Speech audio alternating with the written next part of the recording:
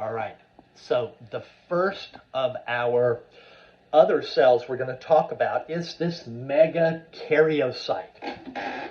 We had said megakaryocytes, they're from the myeloid stem cell line.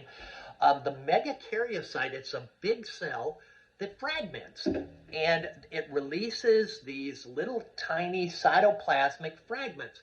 And in your PowerPoint package, there is a photograph of some blood cells, and then if you look really carefully, there are these little pieces of stuff in there with a small T next to them. So it looks kind of like that. And with those, these are the thrombocytes. These are the platelets. And these little particles are very sticky. And so they're very sticky, and they'll stick stuff together. And in addition to being sticky, they contain chemicals. They contain granules, and two of the chemicals that are present there are serotonin and something called platelet-derived growth factors.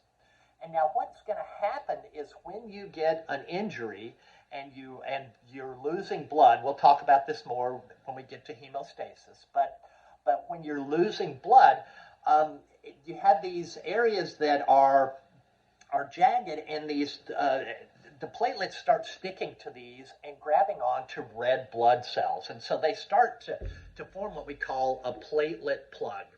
And so you can just imagine if you get a clog in a flowing system of liquid, in this case blood, if you get a clog, so the platelets are sticking together and they're sticking to the red blood cells, you're going to get a lot of pressure on the red blood cells and the platelets.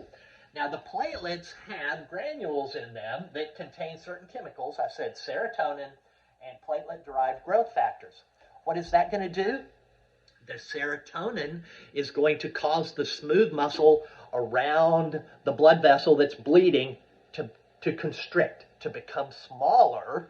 It causes the smooth muscles to contract.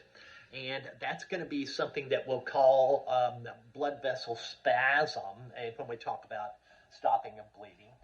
So the serotonin is going to assist in that process.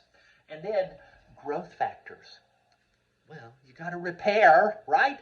So the growth factors are released. All this stuff gets squeezed and it's degranulated. And so all of these chemicals are released, and they cause the blood vessel to spasm some more and to start the repair mechanisms with the platelet-derived growth factors.